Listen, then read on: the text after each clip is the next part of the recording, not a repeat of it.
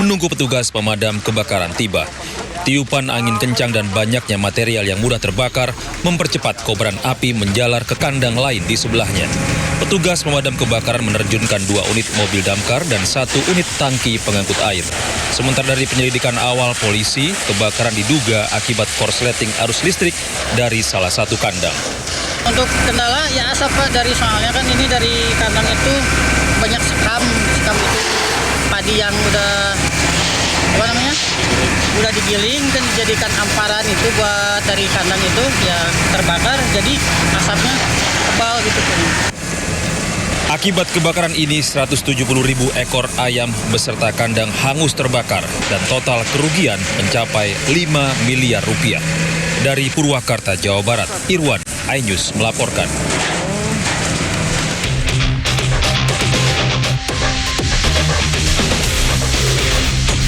Operasi di wilayah Depok dan sekitarnya, komplotan pencurian kendaraan bermotor berhasil diringkus polisi.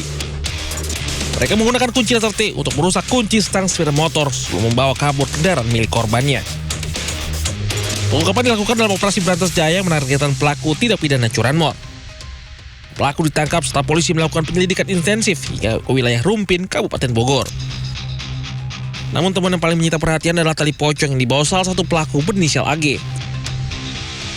Menurut pengakuan pelaku, benda tersebut dijadikan jimat agar mereka tidak terlihat dan tidak tertangkap saat beraksi. Kalau pengakuan dari para tersangka ini adalah tali pocong. Nah, menurut pengakuan tersangka, mereka menggunakan ini supaya tidak terlihat ataupun tidak bisa tertangkap oleh petugas. Namun pada faktanya kita berhasil mengamankan para pelaku. 8 pelaku kini dijerat pasal 477 KUHP dengan ancaman hukuman maksimal 7 tahun pidana penjara. Dari Depok, Jawa Barat, Im Rizky, iNews melaporkan.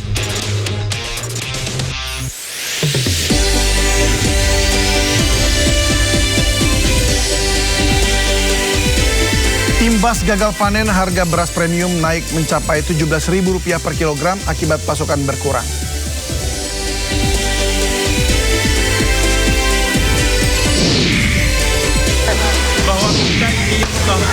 Tak kunjung diperbaiki, warga saweran hingga Rp1 miliar untuk membangun jembatan Enang-Enang di Kabupaten Bener Meriah, Aceh.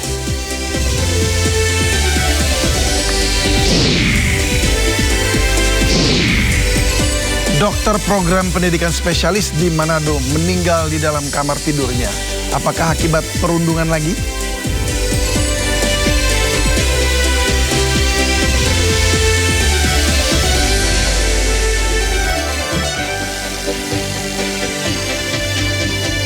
Halo, selamat sore pemirsa. Belum selesai dugaan perundungan almarhumah Dr. Ica. Kali ini dokter program pendidikan spesialis di Manado meninggal di dalam kamar tidurnya. Menyikapi laporan tersebut, Kementerian Kesehatan menghentikan sementara pendidikan prodi anestesiologi di RSUP Kando Manado untuk penyelidikan. Apakah kasus ini diduga akibat perundungan lagi? Bersama saya David Silahoy, Anda menyaksikan Sindo Sore. Antre berjam-jam di SPBU, sejumlah warga kesal karena sikap petugas SPBU dinilai kasar saat melayani. Warga pun marah hingga terlibat cekcok. Kisru. Satu kali jalan habis. Kericuhan terjadi di sebuah SPBU di Kecamatan Ketapang, Kabupaten Sampang, Jawa Timur. Warga protes terhadap pelayanan petugas SPBU yang dinilai tidak ramah saat sejumlah warga sudah mengantre lama berjam-jam untuk mendapatkan BBM. Warga mengecam keras tindakan petugas SPBU. Situasi di lokasi menjadi sangat ramai dan memanas.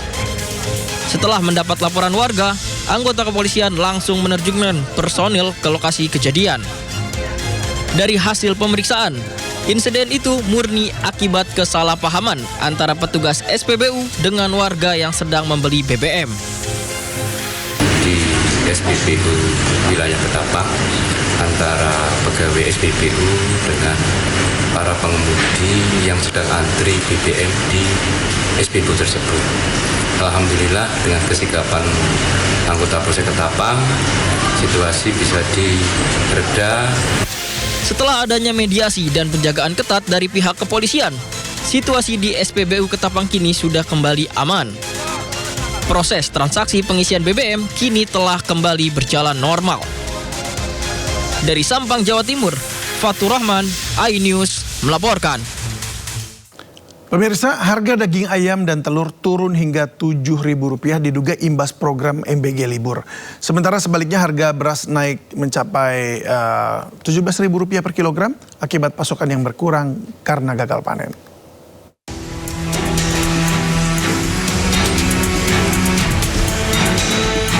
Harga sejumlah sembako di Pasar Kosambi, Kota Bandung turun. Harga daging ayam berkisar Rp36.000 per kilogram yang semula Rp42.000. Harga telur juga mengalami penurunan dalam 3 minggu terakhir sekitar Rp7.000 menjadi Rp24 hingga Rp25.000 per kilogram. Pedagang menyebut penurunan terjadi karena stok melimpah dari peternak dan juga imbas program MBG sedang libur.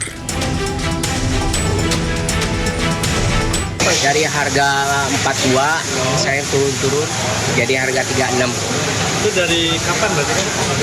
Adanya pas hari liburan sekolah. Sementara di Kota Cimahi, Jawa Barat, harga sejumlah bahan pangan alami fluktuatif. Harga beras medium naik dari Rp13.500 jadi Rp14.000 per kilogram. Sedangkan beras premium dijual Rp17.000 per kilogram. Kenaikan harga beras hampir 2 pekan karena pasokan berkurang imbas petani gagal panen. Jadi saya ngejualnya Rp14.000. Jadi beras yang belanja paling murah Rp13.000. jadi Melemah banget, turunnya 70%, yang ceri. Ya kadang-kadang ya sekarang boro-boro Pak, 5 kilo, kadang 2 kilo. itu yang berapa harganya Ibu beli? Yang biasa kadang 17. Harga daging ayam turun jadi Rp31.000 per kilogram. Cabai rawit Rp60.000 yang semula Rp100.000 per kilogram. Telur ayam dijual seharga Rp26.000.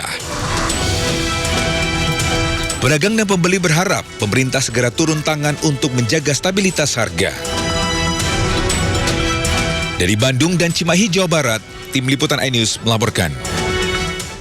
Kabel menjuntai kembali memakan korban. Seorang wanita penumpang ojek online terjerat kabel hingga terjungkal di kawasan elit Jalan Widya Chandra 8 Kebayoran Baru, Jakarta Selatan. Korban nyaris tertabrak kendaraan di belakangnya hingga video kejadian itu viral.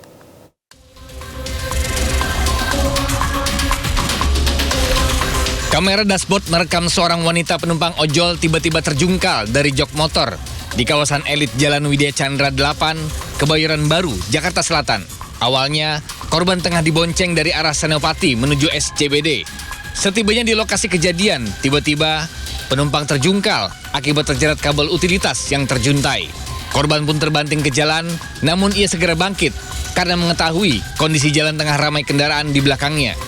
Warga mengaku kabel-kabel di sekitar TKP kerap menjuntai ke jalanan karena tersangkut mobil besar yang melintas. Kadang-kadang kalau lagi ada mobil coran atau bis-bis yang tinggi-tinggi tuh kadang suka kena kabel, langsung ke bawah kabelnya. Tahu ada mobil gede, pas itu nggak punya connect apa-apa, ditinggal, terus ada mobil box ngalangin kena motor kayaknya. Usai kejadian dan viral, petugas segera merapikan kabel di kawasan tersebut agar tidak ada lagi korban selanjutnya. Dari Jakarta, Rizky Falupi, iNews melaporkan. Persoalan kabel menjuntai di Jakarta sebelumnya juga memakan korban seorang siswi SMA Negeri 6 Jakarta. Gara-gara tersangkut kabel melintang, korban terjatuh dari boncengan motor ayahnya dan tewas tertabrak bus sekolah di Kebayoran Baru, Jakarta Selatan.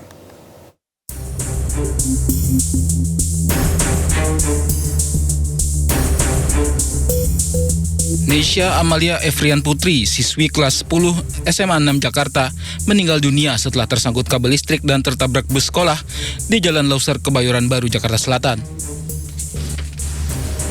Korban yang sedang diboncengi motor oleh ayahnya menuju sekolah, tersangkut kabel listrik yang menjuntai hingga akhirnya terjatuh. Di saat bersamaan melintas bus sekolah dan menabrak korban hingga meninggal di tempat. Sementara ayah korban selamat. Yang saya lihat udah ada korbannya udah geletak di situ tuh Mas. Udah geletak, terus yang bawa motornya juga udah duduk di situ, penumpang PCX itu. Kalau yang yang bawa motornya ada juga. Udah dibonceng ya? Dibonceng. Ketika melewati Jalan Nusa persis depan taman, ya ada kabar skor yang melintang, ya agak menjorok ke jalan, ya sehingga stang motor pengendara tersebut jadi menyangkut kemudian oleng sehingga jatuh, dan pada saat jatuh itu yang dibonceng menjadi korban meninggal dunia.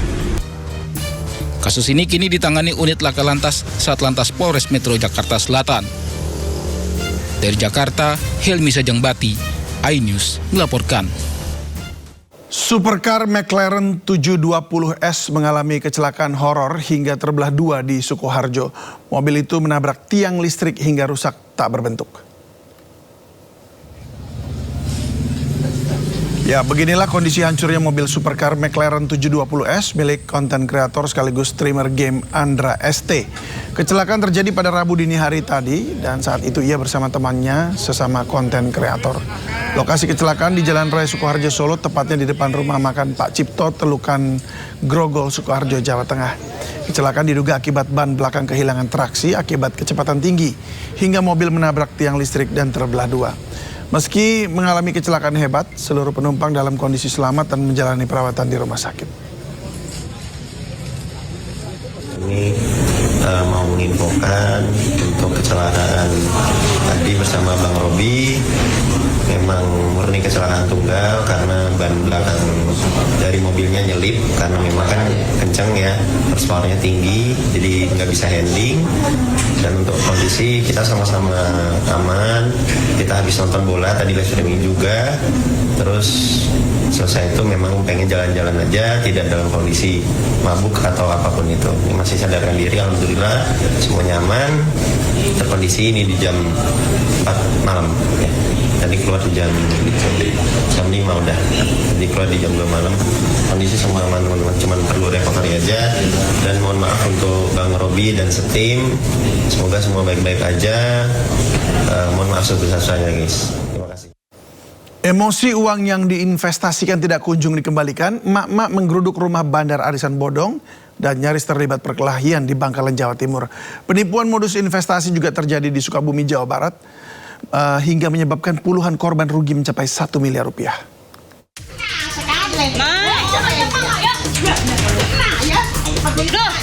Saling dorong antar emak-emak ini terjadi saat sejumlah warga menggeruduk rumah FR, bandar arisan bodong di Desa Keleyan, Kecamatan Socah, Bangkalan. Sejumlah korban yang termakan janji manis FR emosi karena pelaku bertele-tele saat dimintai mengembalikan uang yang sudah mereka setorkan. Beruntung, kejadian ini bisa diredam. Kejadian berawal dari investasi yang dikelola FR dengan sistem dana pinjam atau DAPIN dan janji bunga berlipat. Selang beberapa waktu berjalan, warga mulai merasakan termakan janji palsu. Bahkan, korban menduga uang mereka dipakai untuk foya-foya hingga membeli tanah dan rumah. Total korban diduga mencapai 80 orang lebih dengan kerugian hingga 6 miliar rupiah. Pelaku kini sudah diamankan polisi untuk mempertanggungjawabkan perbuatannya. Penipuan modus arisan bodong juga terjadi di Sukabumi, Jawa Barat. Puluhan warga yang didominasi emak-emak ini menggeruduk rumah pelaku di kawasan Sukarwangi, Cibadak untuk meminta kejelasan uang mereka yang sudah disetorkan untuk dikembalikan. Total korban yang dirugikan mencapai 70 orang dan sudah menyetor mulai dari 5 juta sampai 100 juta rupiah. Sehingga total kerugian warga mencapai 1 miliar rupiah. Guna mencegah kericuan meluas, mediasi dilakukan polisi di kantor Kelurahan Cibadak. Pelaku pun berjanji mengembalikan uang dalam waktu 3 bulan. Tim Liputan iNews melaporkan. Kasus pembakaran santri di Pondok Pesantren Lombok Tengah memasuki tahap penyidikan. Sebelumnya 3 orang santri dibakar seniornya yang menyebabkan 1 orang meninggal dunia.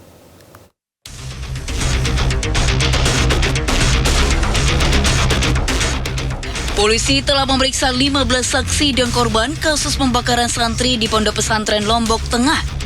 Usai pemeriksaan, polisi akan segera melakukan gelar perkara untuk menentukan tersangka pada kasus ini yang dijadwalkan pada Kamis mendatang. Semua sudah kita lakukan kegiatan penyidikan dan insya Allah tidak lama lagi mungkin hari Kamis akan dilakukan gelar perkara, dan dari gelar perkara itu diambil kesimpulan akan ada insya Allah ada penetapan. Sebelumnya, 3 orang santri dibakar teman satu ponpes yang merupakan senior korban di Kabupaten Lombok Tengah dan menyebabkan 1 orang meninggal dunia dan 2 orang korban lainnya mengalami luka bakar serius. Dari Lombok Tengah, Nusa Tenggara Barat, Emma Widiawati, iNews melaporkan. Seorang bocah perempuan berusia 9 tahun di Kabupaten Bekasi, Jawa Barat terkena peluru nyasar saat sedang bermain di halaman rumahnya. Proyektil diduga berasal dari senapan angin dan mengenai dada kanan korban.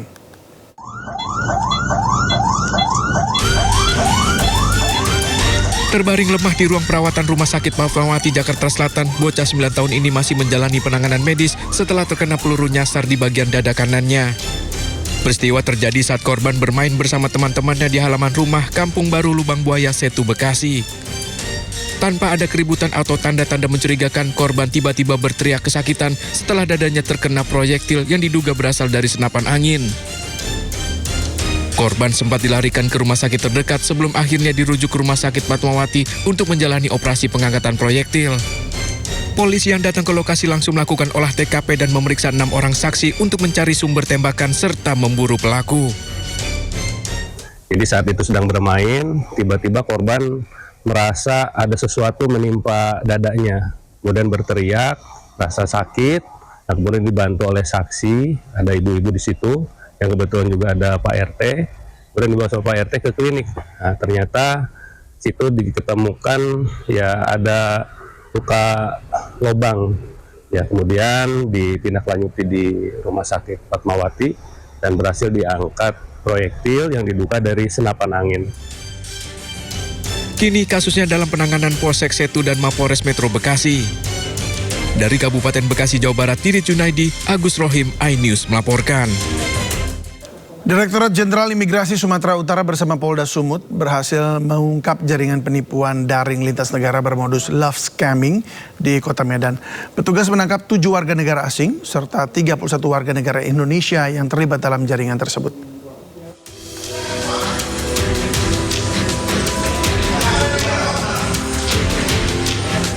Penggerebekan ini dilakukan oleh tim gabungan Direktorat Jenderal Imigrasi Sumatera Utara dan Polda Sumatera Utara. Bermula dari informasi yang diterima dari Polda Sumut mengenai aktivitas mencurigakan warga negara asing di kawasan CBD Polonia Medan. Kemudian dikembangkan di kawasan Royal Sumatera dan Hotel Golden Elephant. Petugas mengamankan 7 warga negara asing dan 31 warga negara Indonesia. Mereka diduga sebagai penggerak jaringan penipuan daring. Modus sindikat ini memanipulasi identitas di media sosial seperti TikTok dan Instagram untuk mendekati serta mengoceh korban di luar negeri hingga mengalami kerugian finansial. Para pelaku secara khusus menargetkan pria berkebangsaan Jepang sebagai korban penipuan. Dirjen Imigrasi Sumatera Utara berkoordinasi dengan Kedutaan Besar Tiongkok dan Kedutaan Besar Vietnam di Indonesia untuk proses deportasi terhadap ke-7 warga negara asing tersebut, serta mengajukan pencekalan selama 10 tahun. Manipulasi identitas di berbagai platform media sosial seperti TikTok, Instagram, dan Threads untuk mendekati dan mengelabui korban yang berada di luar negeri hingga mengalami kerugian finansial. Saat ini penanganan perkara terus dikembangkan Dirjen Imigrasi bersama Polda Sumut. Dari Medan, Sumatera Utara, Ahmad Ridwan Nasution, iNews melaporkan. Ratusan orang menggelar aksi damai untuk mendukung program makan bergizi gratis pada hari ini. Masa yang awalnya akan melakukan aksi di Monas justru merubah titik aksi ke kantor BGN. Masa yang tergabung dalam Presidium Aliansi Rakyat Pendukung MBG melakukan long march menuju kantor Badan Gizi Nasional Jakarta Pusat. Sejumlah peserta aksi mengaku berasal dari berbagai daerah di Indonesia dan hadir sebagai perwakilan mitra penyelenggara program MBG. Sejumlah massa menyampaikan aspirasinya terhadap program MBG yang harus tetap berjalan, khususnya menyangkut kepastian bagi para mitra penyelenggara. Ada 8 poin, kurang lebih. Pertama adalah percepat operasional 3T. Jadi teman-teman yang sudah membangun 3T hari ini kan belum ada kejelasan. Kedua, kemudian berikan ruang diskusi antara mitra dengan MBG. Karena ada beberapa kebijakan BGN yang hari ini kemudian tidak melibatkan mitra. Yang jelas padahal mitra itu adalah pihak yang kemudian berdampak langsung terhadap program ini. Kemudian yang ketiga, berikan kejelasan hukum. Maka hari ini belum ada nih kejelasan hukum terkait bagaimana program MBG. Makanya kita mendesak adanya RUU dari DPR supaya ada kejelasan hukum terkait program ini. Kemudian juga lindungi para relawan, para supplier, para pelaku UMKM yang hari ini kemudian kan mendapatkan manfaat dari program ini. Ketika kemudian ada perubahan dan segala macam, jangan sampai kemudian teman-teman dari para UMKM, kemudian relawan dari segala macam tidak mendapatkan keadilan. Seperti itu sih. Dan untuk mengetahui kondisi terkini situasi demo MBG, kami sudah terhubung dengan rekan kami Bagus Prasetya yang saat ini berada di depan kantor BGN. Bagus, bagaimana jalannya demo sore hari ini di sana?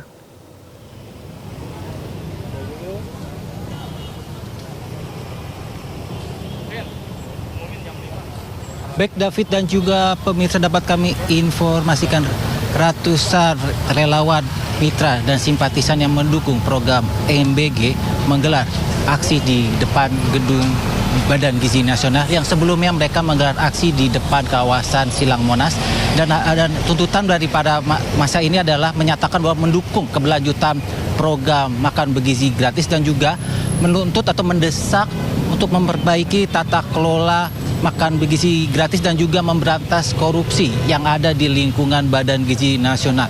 Dan ratusan para peserta aksi ini terdiri dari luar Jakarta, terdiri ada yang dari Jawa Barat, Lampung, Kalimantan, Sulawesi, dan juga mereka menuntut 4 tuntutan, yaitu 4 tuntutan tersebut adalah melanjutkan program EBG, juga memfasilitasi forum diskusi dengan seluruh pemangku kepentingan untuk memperbaiki tata kelola MBG dan juga mempercepat operasional dapur SPPG di kawasan wilayah 3T, yaitu wilayah tertinggal, terdepan, dan terluar, dan juga mendesak DPR segera menyusun undang-undang tentang program makan bergizi gratis agar memiliki landasan hukum yang kuat begitu.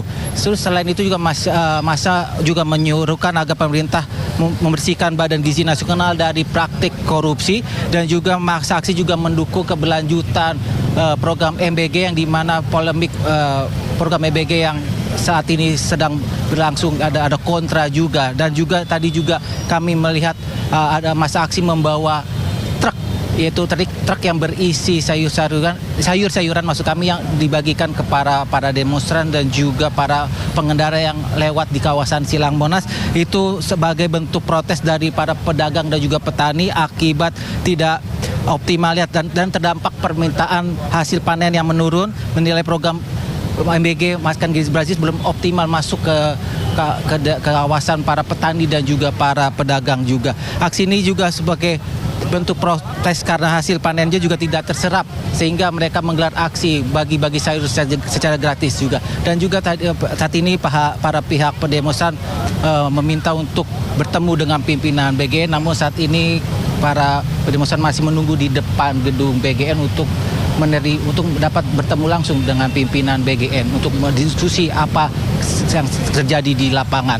Kembali ke Anda, David. Ya baik, terima kasih Bagus Prasetya atas laporan Anda dari kantor Badan Gizi Nasional Jakarta Pusat. Selamat bertugas kembali. Pemirsa, saat ini tengah viral di media sosial. Netizen ramai-ramai mengganti foto profil media sosialnya mirip foto Presiden ke-7 Republik Indonesia, Joko Widodo. Ya, foto Presiden ke-7 RI Joko Widodo ini dengan kemeja putih dan latar belakang pepohonan hijau tengah viral di media sosial. Foto ini digunakan Jokowi menjadi profil di Instagram. Entah siapa yang memulai duluan. Netizen rame-rame meniru gaya berfoto untuk juga dijadikan profil akun media sosial. Sama seperti Pak Jokowi, sejumlah netizen mengganti foto mereka dengan kemeja dan latar pepohonan hijau. Mereka juga menggunakannya untuk profil di akun medsos pribadi. Lucunya ada netizen yang membuat Cristiano Ronaldo pun menirunya. Dan menulis caption, usai tanding di Piala Dunia, saya akan kembali ke Indonesia menjadi pelatih biasa. Sontak aksi ini menuai banyak reaksi dari publik.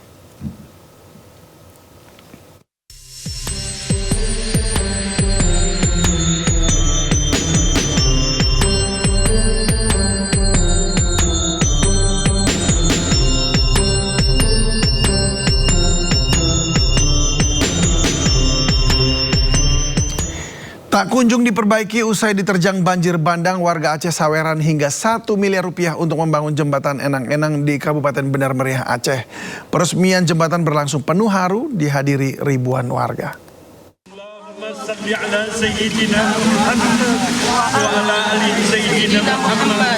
Bahwa kita ini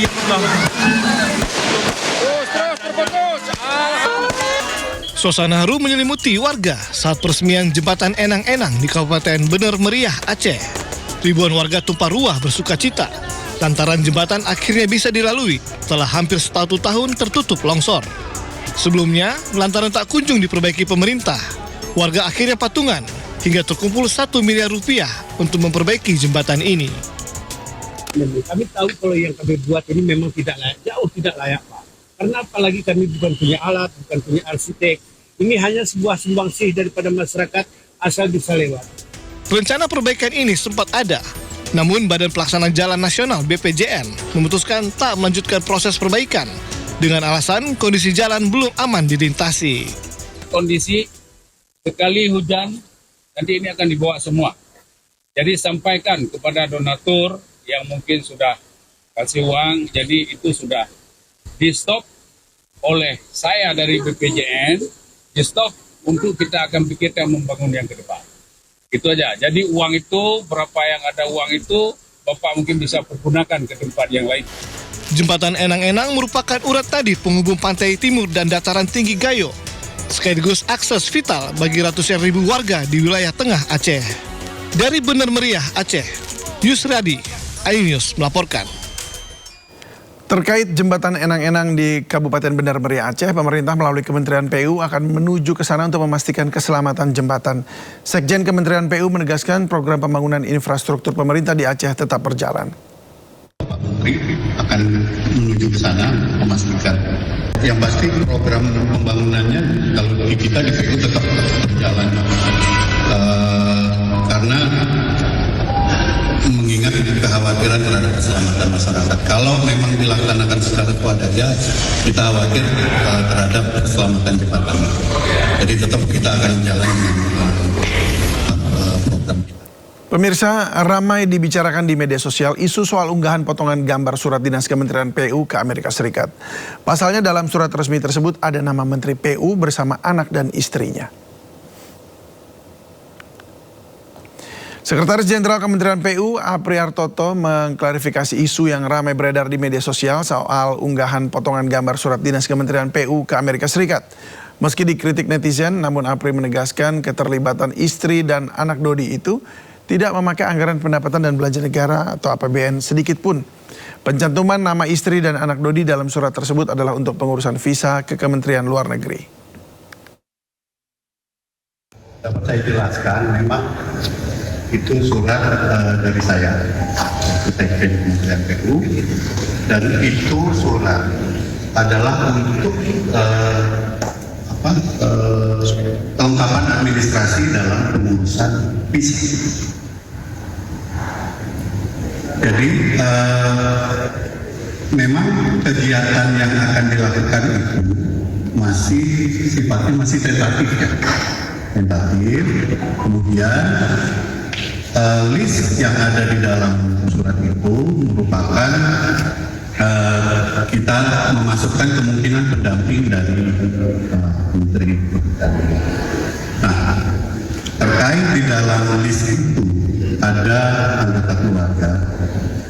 Itu memang di dalam di dalam komunikasi kami dengan Kementerian Luar Negeri dalam rangka pengurusan visa itu sebaiknya memang dijadikan di dalam satu tempat. Tapi yang perlu saya tegaskan di sini, untuk pembiayaan terhadap keluarga itu tidak akan menggunakan dana APBN. Kalau memang terjadi ada pemberangkatan dari anggota keluarga, maka pembiayaan akan menggunakan dana pribadi. Itu ya. Bisa dikatakan lagi, tidak ada penggunaan dana APBN untuk pembiayaan keluarga atau kepentingan pribadi. Cari sumbernya dari mana? apakah dari internal ataupun dari eksternal, ini kami masih mencari. Terus terang itu memang sebenarnya surat dinas yang tidak seharusnya untuk konsumsi publik. Jelang masuk sekolah tahun ajaran baru, sejumlah orang tua siswa di Tangerang Selatan, Banten mulai berburu seragam sekolah. Meski harga naik, pedagang masih mampu meraup untung hingga 50%.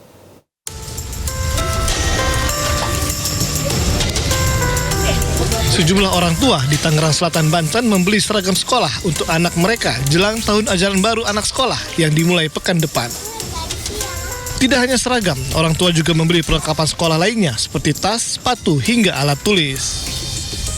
Meski kini harga seragam sekolah naik sekitar 5%, namun omset para pedagang juga naik hingga 50%.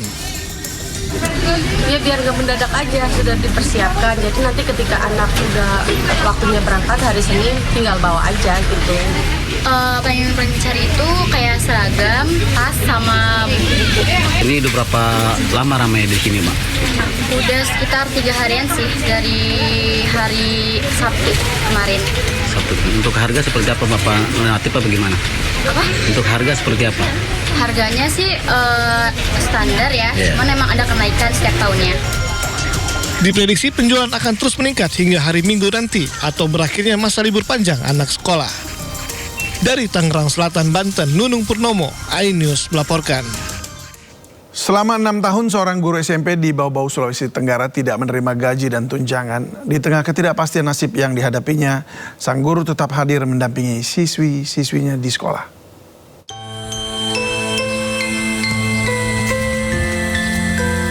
Hasrianti, seorang guru ASN yang mengajar di SMP Negeri 2 Bau-Bau, Sulawesi Tenggara, mengaku sudah 6 tahun atau sekitar 73 bulan tidak menerima gaji maupun tunjangan profesi. Sebagai guru bimbingan dan konseling, Hasrianti tetap menjalankan tugasnya memberikan pendampingan dan pembinaan kepada para siswa. Baginya, kehadiran di sekolah adalah bentuk pengabdian sekaligus tanggung jawab moral kepada para anak didiknya. Usai menjalankan tugas di sekolah, Hasrianti melanjutkan aktivitasnya dengan berjualan secara online untuk memenuhi kebutuhan keluarga. Di tengah keterbatasan ekonomi, Hasrianti tetap berusaha memberikan kehidupan yang layak bagi kelima anaknya, meski harus berutang untuk memenuhi kebutuhan sehari-hari. Khusus tentang penahanan gaji saya sebagai guru PNS itu terjadi pada tahun 2020, tepatnya pada bulan April 2020. Dan sampai sekarang, bulan Juli 2026 itu, sampai sekarang kami tidak menerima gaji Rp1 pun. Guru adalah pilihan hati nurani saya sejak saya masih kecil, dan itu saya laksanakan dengan sungguh-sungguh profesional, dan saya tidak punya niat sedikit pun untuk berhenti jadi guru. Malah ini memacu saya untuk semakin memperbaiki diri, semakin semakin saya menata diri saya untuk lebih profesional lagi untuk melayani anak-anak harapan bangsa tanpa digaji. Hasrianti mengaku telah menempuh berbagai upaya untuk memperjuangkan hak-haknya. Selain menyampaikan pengaduan ke Ombudsman, dirinya juga mengaku berkali-kali mengirim surat kepada Presiden Republik Indonesia dengan harapan memperoleh perhatian dan keadilan atas permasalahan yang dihadapi. Dari Bau-Bau, Sulawesi Tenggara, Andi Eba, iNews melaporkan. Pemerintah menyempurnakan program pelatihan bagi calon manajer Koperasi Desa Merah Putih. Dari yang semula berbasis latihan dasar kemiliteran, kini diubah menjadi pelatihan bela negara dan manajerial.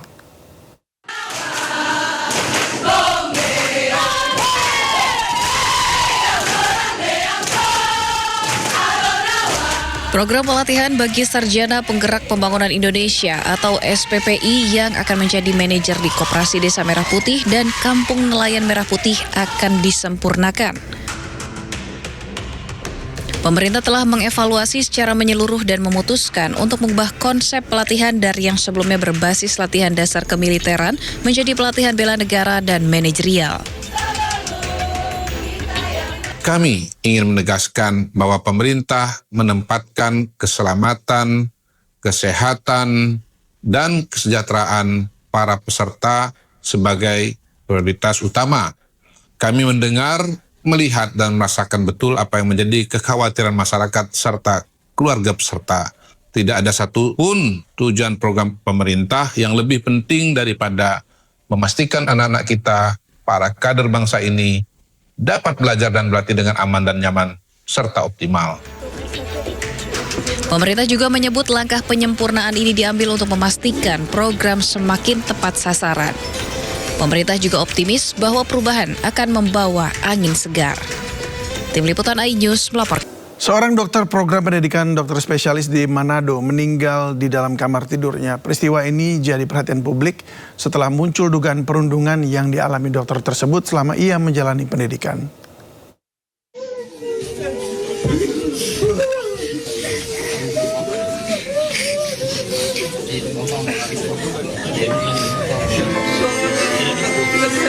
Tangis keluarga Dr. Adrian Rantung tak terbendung ketika melihat jenazah dokter PPDS itu disemayamkan di rumah duka.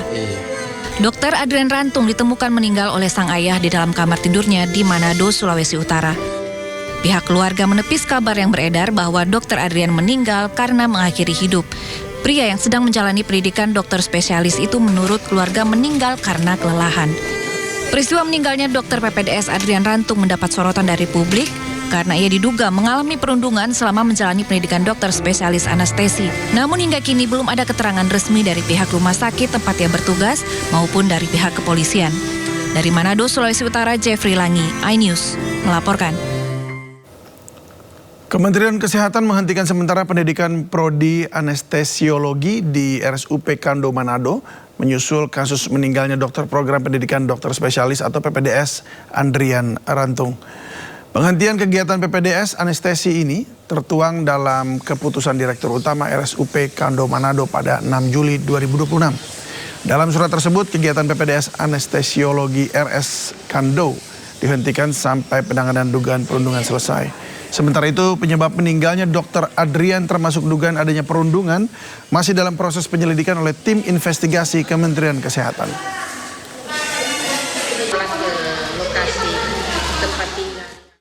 Dan untuk membahas terkait kasus kematian dengan dugaan bullying telah bergabung bersama kami melalui sambungan Zoom Wakil Ketua Umum Ikatan Dokter Indonesia Budi Wiweko. Selamat sore Pak Budi. Selamat sore. Ya, selamat sore. Terima kasih Pak Budi untuk waktunya.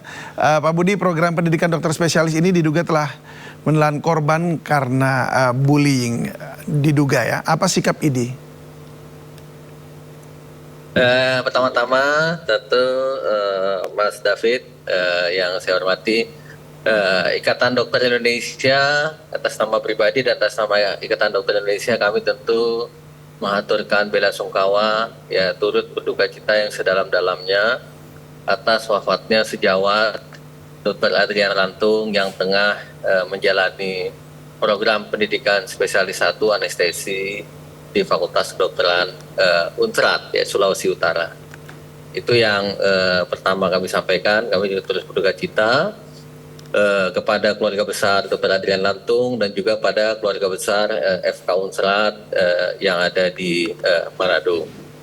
Yang kedua, tentu atas nama Ikatan Dokter Indonesia kami turut prihatin dan tentu sangat tidak menginginkan ya terjadinya wafatnya peserta didik ya program pendidikan dokter spesialis 1 anestesi di Fakultas Kedokteran Unsrat ya. Walaupun kita belum tahu apa penyebab wafatnya, tentu yang pertama kita harus mencari melakukan investigasi, mencari penyebab wafatnya sejawat Dr. Adrian, apa penyebabnya ya. Tentunya pihak yang berwenang ya teman-teman yang bertugas di Rumah Sakit Dr. Kandau ya tentu akan sangat bisa melakukan itu, dan beserta keluarga. Saya tidak tahu apakah dilakukan investigasi lebih lanjut tentang penyebab kematian. Saya kira itu juga salah satu hal yang harus kita lakukan dan kita pastikan. Yang ketiga, Ikatan Dokter Indonesia tentu ya sangat menyesalkan ya kasus-kasus perundungan dimanapun ya terjadi ya. Kita sangat tidak membenarkan itu, dan terjadinya perundungan dimanapun itu ya, apakah dalam proses pendidikan ataupun dalam proses pelayanan kesehatan, ya Ikatan Dokter Indonesia itu sangat menyesalkan dan tidak menghendaki, tidak membenarkan proses-proses perundungan yang terjadi, apakah dalam proses pendidikan maupun dalam proses pelayanan kesehatan. Dan sudah menjadi kewajiban kami sebagai organisasi profesi, kita tentu akan membela dan mengayomi anggota kita dimanapun berada, ya apakah itu dokter umum, apakah itu dokter spesialis, baik ketika sedang menjalani pendidikan ataupun ketika sedang melakukan pelayanan kesehatan. Saya kira demikian, Mas David. Iya, Pak Budi. Walau ini masih dalam penyelidikan ya. Namun aksi bullying ini kan bukan peristiwa yang pertama kali terjadi di dunia kedokteran Indonesia. Artinya di dunia pendidikan kedokteran Indonesia. Nah, mengapa pendidikan untuk kehidupan ini malah kemudian mengarahnya kepada justru malah kematian begitu, Pak Budi? Ya, dari sisi kami ya Ikatan Dokter Indonesia, tentu kami juga berkoordinasi dengan teman-teman di Perhimpunan Dokter Spesialis maupun di Kolegium dan juga Fakultas Kedokteran, ada Asosiasi Institusi Pendidikan Kedokteran Indonesia (AIPI).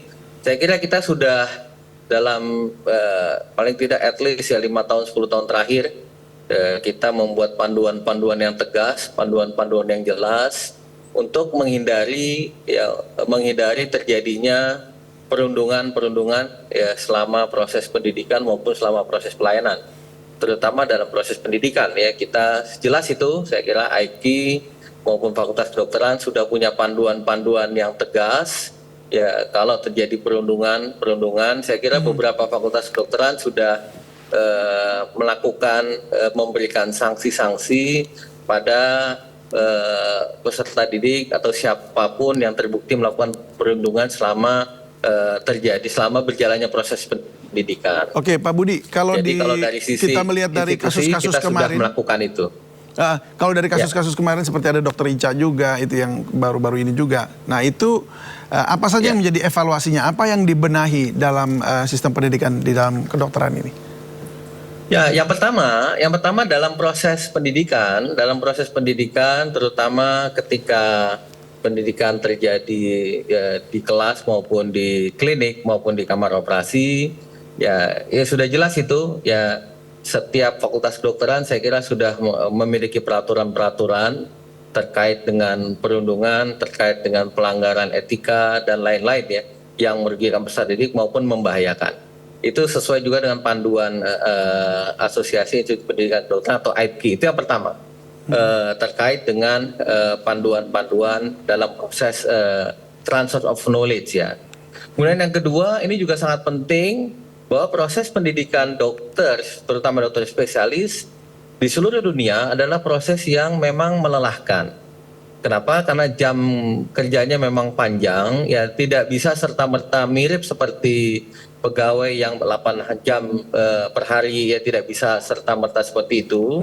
Ya karena kadang-kadang dalam tugas pendidikan satu rotasi kalau ada kasus yang terpaksa didampingi terjadi perpanjangan jam kerja atau jam jaga karena konsekuensi keselamatan pasien, maka dokter ya tidak saja peserta didik tetapi juga dokter penanggung jawab pasien, dosen atau supervisor, dia harus datang ya extend jam kerjanya, bahkan mungkin kalau ada komplikasi perpanjangan operasi ya itu bisa lebih dari sekian jam atau bisa jaga kalau jaga malam bisa sampai melebihi 24 jam dan lain-lain.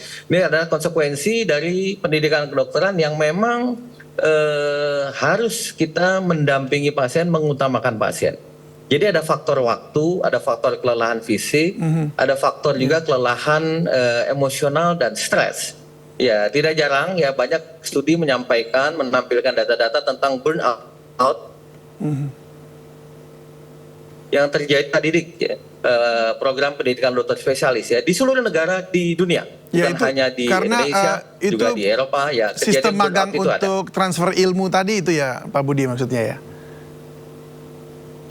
Ya karena ada konsekuensi misalkan dalam jenis spesialis tertentu ya ketika sedang melakukan tindakan pembedahan, kemudian pembedahan yang complicated, kompleks yang biasanya selesai dalam 1-2 jam bisa selesai dalam 8-10 jam. Misalkan seperti itu karena adanya komplikasi. Ketika selesai operasi, ternyata pasca pembedahan ada komplikasi, dia harus datang kembali. Ya, apalagi ini dokter anestesi ya, dia harus standby. Ya, inilah yang hal-hal yang kadang-kadang menyebabkan rotasi dalam proses pendidikan ini kadang-kadang unpredictable. Ini menyebabkan kejadian burnout itu cukup banyak terjadi. Walaupun di beberapa institusi ya sudah ada pengaturan yang sangat ketat terkait dengan jam kerja. Misalkan kalau dokter ini peserta didik sehabis jaga malam, dia tidak boleh lanjut ke stase berikutnya karena memang jam kerjanya panjang dan itu pun membahayakan untuk pasien dan juga membahayakan untuk dirinya.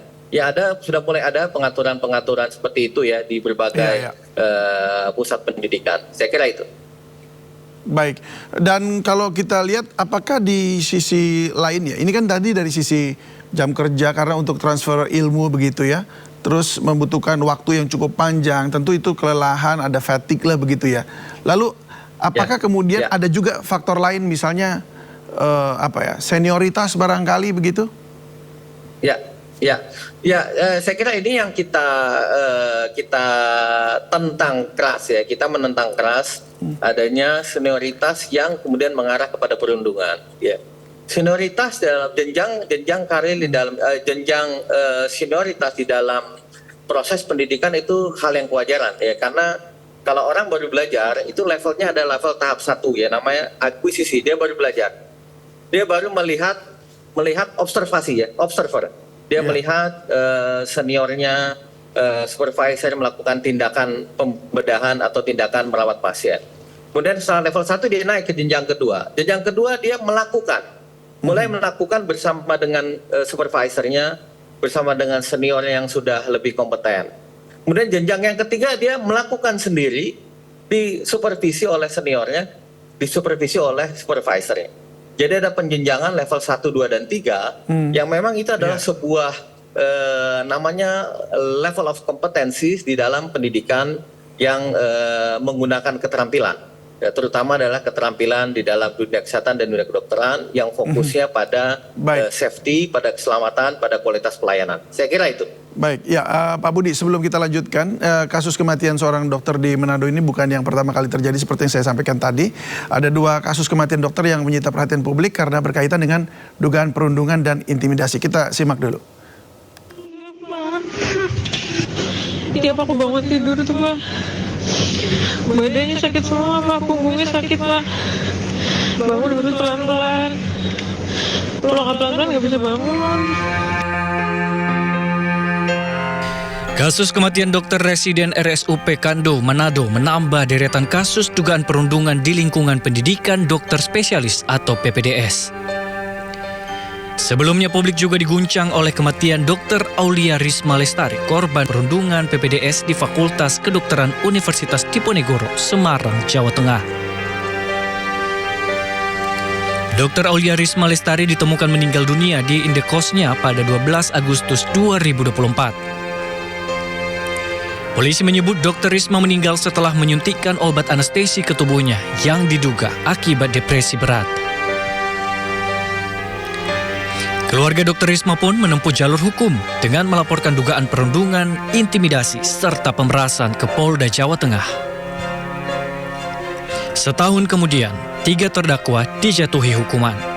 Taufik Eko Nugroho yang merupakan dosen Fakultas Kedokteran Undip Semarang dijatuhi hukuman 4 tahun penjara. Sementara 2 terdakwa lainnya, yakni mahasiswa senior PPDS dan staf administrasi PPDS dijatuhi hukuman 9 tahun penjara.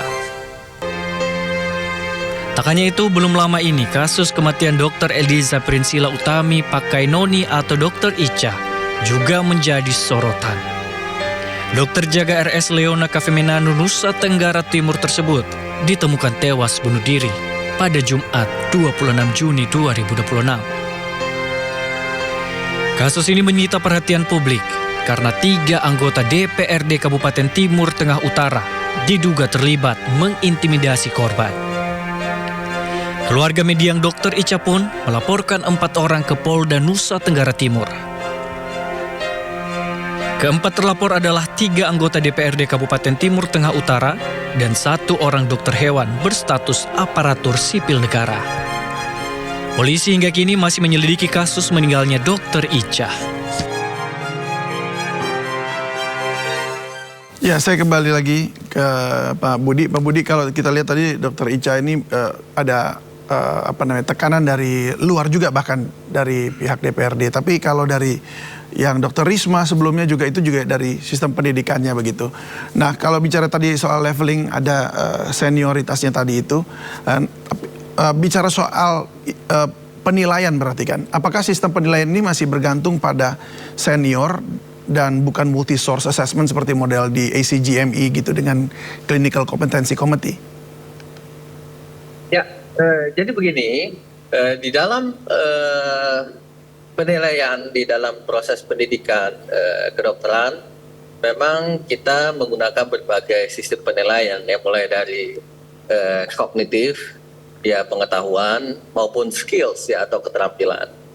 Dan di dalam skills, dalam keterampilan, kalau kognitif jelas ya, ujinya pengetahuan, ada ujian tulis, ada ujian wawancara, dan seterusnya. Tetapi ketika ujian skills itu ada macam-macam, ada yang namanya DOPS, kita di DOPS ada penilaian observasi yang pada saat melakukan tindakan tertentu, ya, naik level dari level 1 dia ke level 2, ya, kemudian ke level 3, dan itu dilakukan saya kira dengan sangat terarah, ya, menggunakan logbook, ya. Jadi logbooknya seseorang kalau dia sedang belajar untuk menolong persalinan misalkan, sudah berapa kali dia berada di level 1, dan itu ada syarat-syaratnya.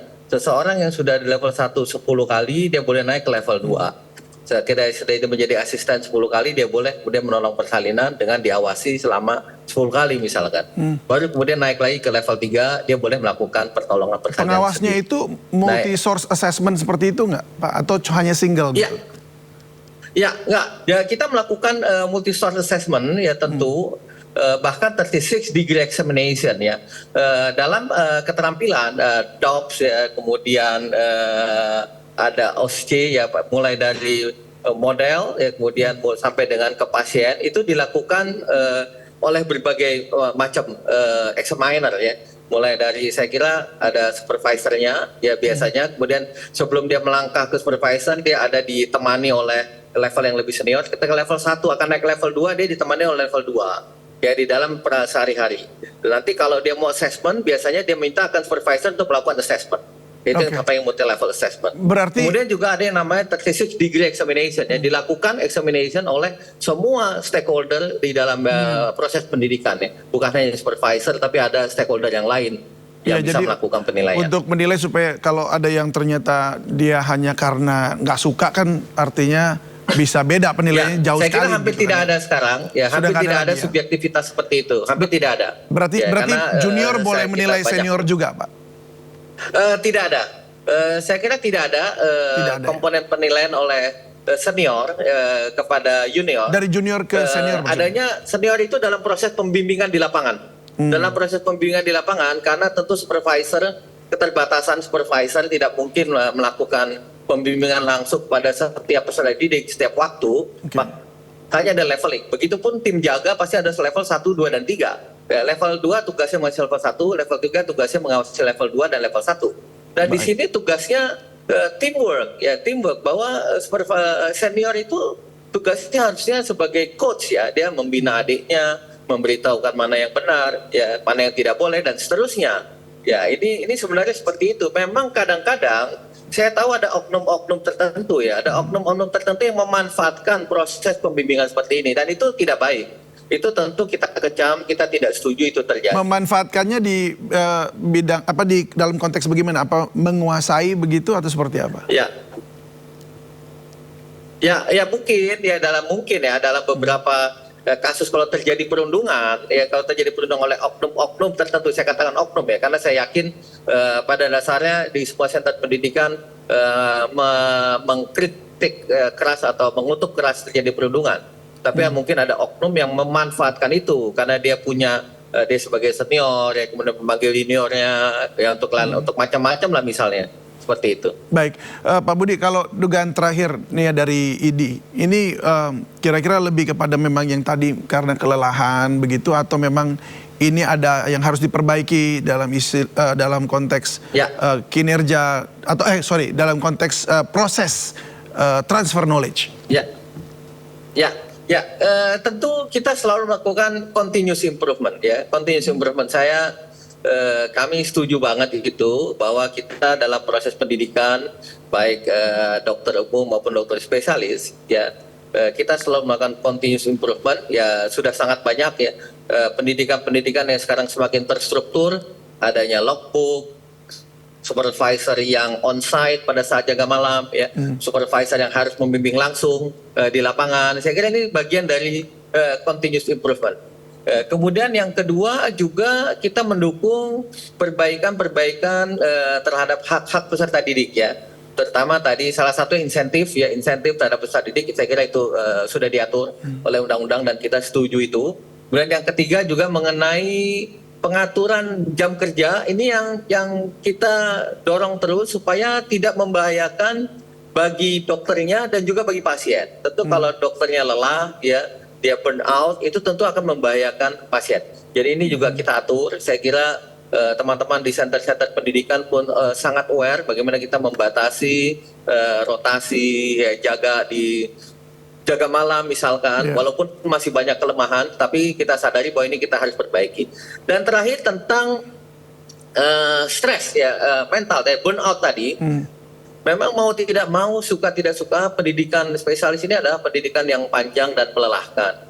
Oleh karena itu pentingnya fasilitator, ya supervisor di dalam proses pendidikan itu juga mengayomi para peserta didik ya, terutama ketika kita mendeteksi adanya peserta didik yang mulai kelelahan, yang mulai tampak stres ya, karena sekolahnya panjang, 8 semester, 10 semester. Nah ini mesti pengayom pendidik ya, supervisor bisa melihat itu lebih dini sehingga bisa mencegah kemungkinan yang tidak baik yang bisa terjadi. Dan bisa ada toleransi juga gitu ya untuk membantu supaya mereka bisa mentalnya nggak kena gitu sampai kecapean. Ya, betul. Gitu walaupun pada saat screening awal kita sudah melakukan tes ya, MMPI dan seterusnya, bagaimana melihat personality ya, kemungkinan yang akan menjadi spesialis tertentu apakah tepat atau tidak dan seterusnya, termasuk kemungkinan stres dan lain-lain. Sebenarnya kita sudah mencoba mendeteksi lebih awal ya sebenarnya. Baik, Pak Budi, mungkin terakhir aja ini singkat aja.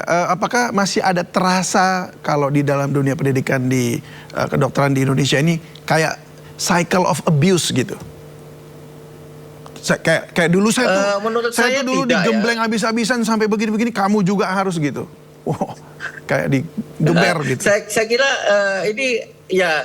saya kira ini hal yang tidak benar ya, menurut saya itu sama sekali tidak boleh ya. Justru ya, zaman itu sudah berubah ya, jadi kita harus memperbaiki, saya sepakat itu diperbaiki, hal-hal yang tidak baik ditinggalkan, hal-hal yang baik terus dikembangkan. Saya kira itu. Baik, Pak Budi Weweko, terima kasih banyak sudah berbagi bersama kami di Sido Sore dan semoga tidak ada lagi peristiwa seperti ini terjadi di dunia kedokteran Indonesia. Salam sehat selalu Pak Budi. Terima kasih Mas David, selamat sore. Selamat sore. Israel kembali menggempur wilayah Libanon, tepatnya di wilayah Nabatiyeh. Belum ada laporan korban dari serangan tersebut. Cahaya yang diduga berasal dari serangan artileri Zionis terlihat di langit malam Libanon, tepatnya di Bukit Ali Al-Taher, kawasan Al-Fauqa, Nabatiyeh. Belum diketahui dampak dari serangan ini atau apakah ada korban yang jatuh atau tidak. Serangan terjadi meski pada 26 Juni lalu Libanon dan Israel menandatangani kerangka kesepakatan damai dengan mediasi Amerika Serikat yang bertujuan mengakhiri konflik yang terjadi sejak awal tahun ini.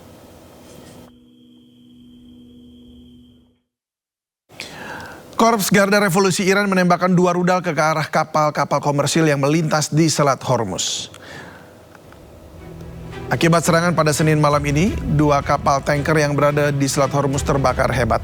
Kapal yang mengangkut minyak ini diduga melintas tanpa izin kepada pemerintah Iran. Sementara itu, seorang pejabat Amerika Serikat telah mengkonfirmasi serangan Iran ini.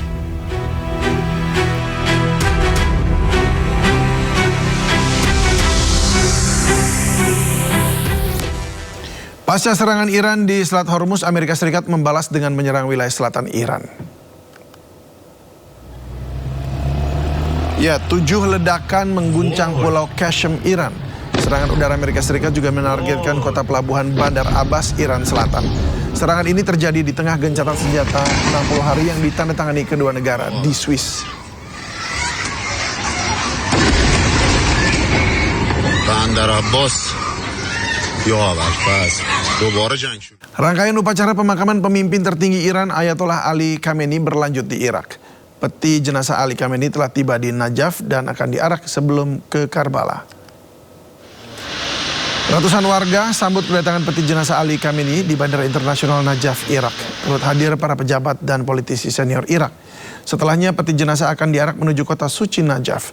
Di Najaf, para pelayat sendiri telah berdatangan sehari sebelumnya untuk mengikuti proses sepanjang 6 km yang akan berakhir di tempat suci Imam Ali. Setelah Najaf, jenazah Ali Khamenei akan diterbangkan ke Karbala untuk prosesi lanjutan.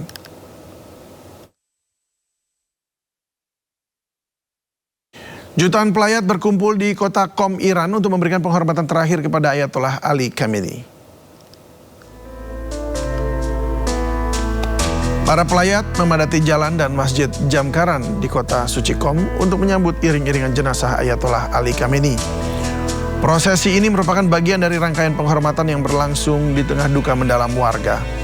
Prosesi penghormatan terakhir akan dilanjutkan berturut-turut ke Najaf, Karbala, dan terakhir pada Kamis 9 Juli 2026 di Mashdad, tempat terakhir sekaligus tempat dimakamkannya jenazah Ali Khamenei.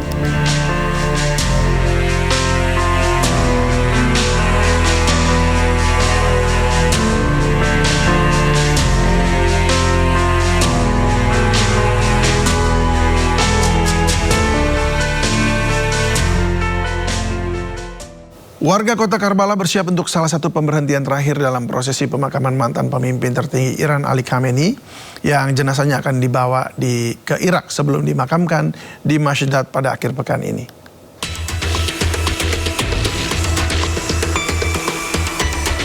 Spanduk dan foto Khamenei berjajar sepanjang jalan kota Karbala serta sebuah kendaraan militer yang diparkir di pinggir jalan.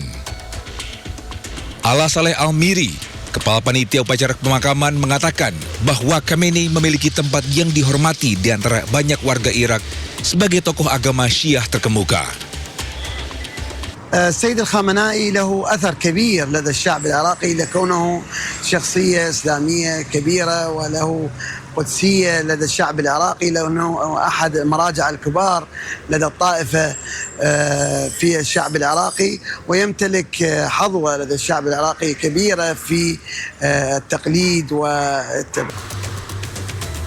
Sementara itu, pihak berwenang telah menyusun rencana keamanan nasional untuk prosesi pemakaman yang melibatkan tentara, polisi, dinas intelijen, dan pasukan mobilisasi rakyat.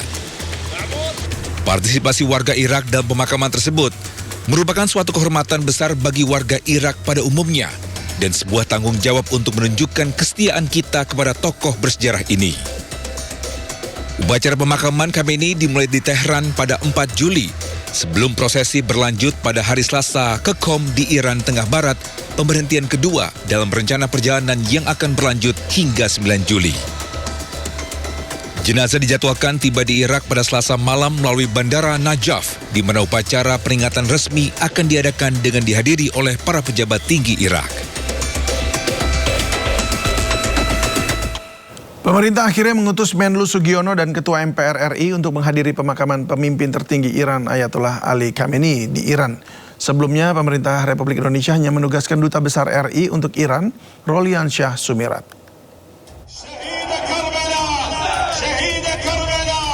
Pemerintah Indonesia akhirnya mengutus Menteri Luar Negeri Sugiono dan Ketua MPR Ahmad Muzani untuk menghadiri pemakaman pemimpin tertinggi Iran Ayatollah Ali Khamenei di Iran. Muzani menegaskan kapasitas kunjungan itu bukanlah sebagai Ketua MPR, melainkan utusan khusus Presiden. MPR dan Presiden itu kan setara, sama-sama sebagai lembaga negara. Tapi Presiden itu kan kepala negara. Kepala negara itu memiliki kewenangan untuk mengambil keputusan siapa saja yang bisa dianggap layak untuk mewakili negara. Sebelumnya, penunjukan Ketua MPR dan Menlu ke Teheran, Iran dinilai tidak tepat oleh Wakil Ketua MPR Bambang Wuryanto. Tapi kalau Pak Presiden mengutus Ketua MPR, saya kira mekanismenya nggak seperti itu. Kenapa emang Pak? Ya kan mekanisme MPR sama Presiden kan sama-sama lembaga tinggi negara. Pemakaman pemimpin tertinggi Iran Ayatullah Ali Khamenei dijadwalkan pada tanggal 9 Juli. Sebelumnya, pemerintah RI hanya menugaskan Dubes RI untuk Iran. Namun karena Iran mengonfirmasi hanya akan memberikan akses kepada pejabat tinggi di atas Dubes, pemerintah kemudian menyesuaikan utusan. Tim Liputan iNews melaporkan. Pemirsa, Jakarta Fair Kemayoran atau Pekan Raya Jakarta ramai pengunjung di masa libur sekolah. Tidak sedikit pengunjung yang datang memboyong keluarga untuk menikmati semua keseruan di PRJ. Ya, momen libur sekolah banyak dimanfaatkan warga berlibur ke sejumlah tempat wisata. Salah satunya Jakarta Fair Kemayoran atau Pekan Raya Jakarta. Salah satu ciri khas menarik dari gelaran PRJ adalah banyaknya pengunjung yang menggendong tas makanan ringan berukuran jumbo. Tidak hanya itu pemirsa, pesta rakyat terbesar se-Asia Tenggara ini juga menghadirkan pameran produk bazar UMKM, wahana permainan, kuliner Nusantara hingga konser musik. Pekan Raya Jakarta digelar selama 32 hari mulai dari 11 Juni sampai 12 Juli mendatang. Artinya tinggal 4 hari lagi pemirsa.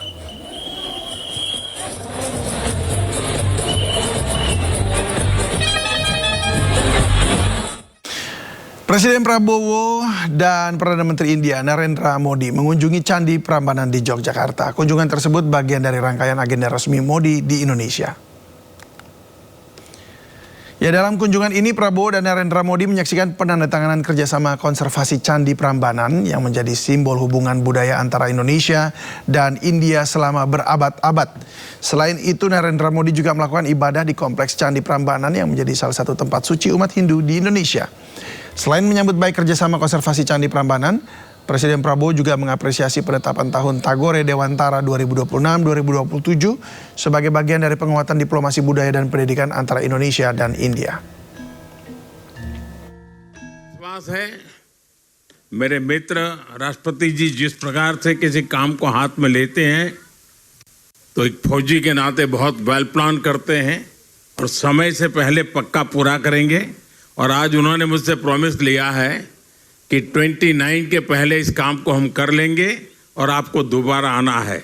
मैं आपको वादा करता हूं कि मैं इसके पुनर्निर्माण के बाद जरूर यहां आऊंगा और आपके साथ इस उत्सव को मनाऊंगा। Presiden Prabowo Subianto memberikan cenderamata berupa satu set angklung kepada Perdana Menteri India Narendra Modi. Momen ini menarik perhatian saat Narendra Modi mencoba memainkan angklung. Ya, beginilah suasana hangat saat Presiden Prabowo memberikan angklung ke Perdana Menteri India Narendra Modi. Pemberian cenderamata dilakukan di Istana Merdeka, Jakarta.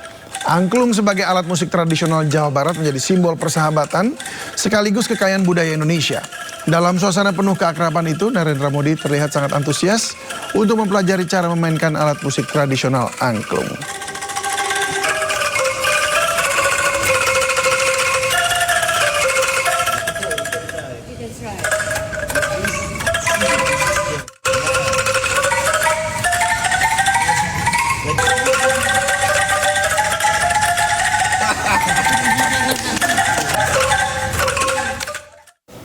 Said Iqbal mengungkapkan tidak ada aksi unjuk rasa yang semula akan digelar di Kementerian Keuangan esok hari. Pembatalan tersebut menyusul respon positif Menteri Keuangan terkait mengasuhkan penghapusan pajak jaminan hari tua.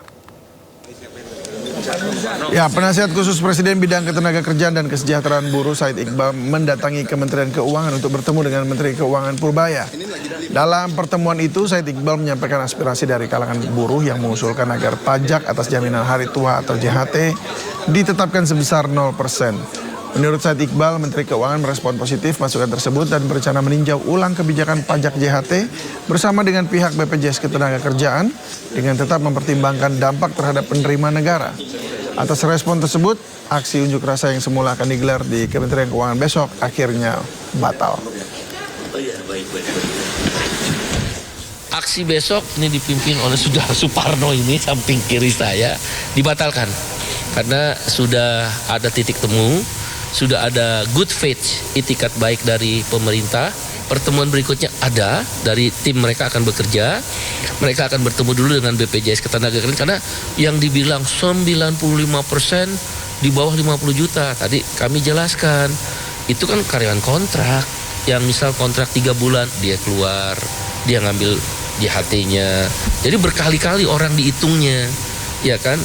Atau dia pekerja informal, kan banyak pekerja informal juga ikut program JHT dari BPJS Ketenagakerjaan atau jam sostek.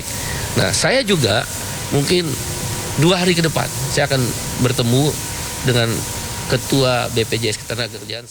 Pemerintah mengusulkan kenaikan biaya penyelenggaraan ibadah haji tahun 2027 menjadi 100 juta atau 107 juta rupiah.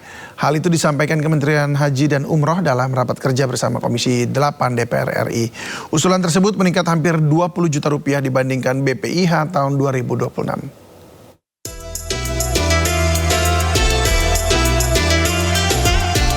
Pemerintah melalui Kementerian Haji dan Umroh mengusulkan biaya penyelenggaraan ibadah haji tahun 2027 naik sekitar 20 juta rupiah menjadi 107 juta 300 ribu rupiah per jemaah. Kementerian Haji dan Umroh menyebut kenaikan biaya penyelenggaraan haji tahun 2027 dipicu sejumlah faktor seperti turunnya nilai tukar rupiah terhadap dolar, kenaikan biaya penerbangan, hingga layanan pengurusan visa. Namun biaya perjalanan ibadah haji yang dibayar langsung oleh jemaah tetap sekitar 40% dari total BPIH. Sedangkan 60% sisanya akan ditutup dari nilai manfaat yang dikelola Badan Pengelola Keuangan Haji. Hal ini disampaikan Menteri Haji dan Umroh Muhammad Irfan Yusuf saat rapat kerja dengan Komisi 8 di Gedung DPR RI, Senayan, Jakarta. Kita sudah mengajukan BPIH yang dengan berat memang terpaksa harus naik karena faktor dolar, faktor aftur, dan pemerintah Saudi sudah meningkatkan layanannya. Artinya apa? Otomatis akan menambah harganya juga. Penetapan angka ini berdasarkan item-item itu rasional sekali. Maka Komisi 8 akan mencoba nanti merubah dasar penghitungan, tetapi tetap pelayanannya bisa ditingkatkan. Dari Jakarta, Bagus Prasetyadi Laksana, iNews melaporkan. Pemirsa, kami kembali ajak Anda melihat suasana terkini di Pekan Raya Jakarta di Arena J-Expo Kemayoran, Jakarta Pusat. Kita bergabung dengan rekan Indra Setiabudi di sana. Selamat sore Indra, apa saja yang menarik di PRJ untuk hari ini? Baru atau masuk jenjang yang baru, ini kan pasti dibutuhkan banget berbagai macam kebutuhan sekolah anak, kebutuhan anak. Ya, selamat sore David dan juga pemirsa, dapat kami informasikan untuk situasi terkini Pekan Raya Jakarta Kemayoran, Jakarta Pusat. Memang untuk di Pekan Raya Jakarta ini kurang dari 1 minggu lagi atau lebih tepatnya kurang lebih 4-5 hari lagi Pekan Raya Jakarta ini ataupun ajang pameran terbesar se-Asia Tenggara akan berakhir pada tanggal 12 Juli mendatang. Dan kalau kami informasikan David dan juga pemirsa, dari tadi buka daripada pukul 3 hingga 10 malam ini masih sangat ramai sekali untuk di wilayah Pekan Raya Jakarta. Apalagi kami sedang berada di area dalam. Anda bisa saksikan banyak sekali stand-stand maupun juga dunia otomotif maupun juga banyak sekali produk yang menawarkan berbagai macam produk untuk para pengunjung selama berada di area Pekan Raya Jakarta. Dan kami informasikan juga tidak hanya di dalam, keramaian kepadatan juga berlangsung di luar ataupun di luar Pekan Raya Jakarta ini sangat ramai sekali. Dikarenakan memang untuk di area luar ini banyak sekali makanan-makanan ringan dan banyak sekali masyarakat berburu snack-snack dengan tas-tas jumbo begitu David. Selain itu juga memang kalau kami informasikan bahwa memang untuk di luar ini menu-menu makanan Nusantara juga ada semua di sini dan memang tidak hanya weekend David, ini kurang lebih 5 hari lagi gelaran Pekan Raya Jakarta akan berakhir setiap hari di weekday, terutama pada hari ini hari Rabu ini sangat ramai sekali David. Dan tidak hanya itu David, keseruan juga kami sudah berada di kawasan di Hall D2, tepatnya di salah satu booth dari iNews Media Group, Autotech Sido News. Ini hadir dari awal sampai akan berakhir pada 12 Juli mendatang. Dikarenakan sini juga banyak aktivitas David di booth dari iNews Media Group.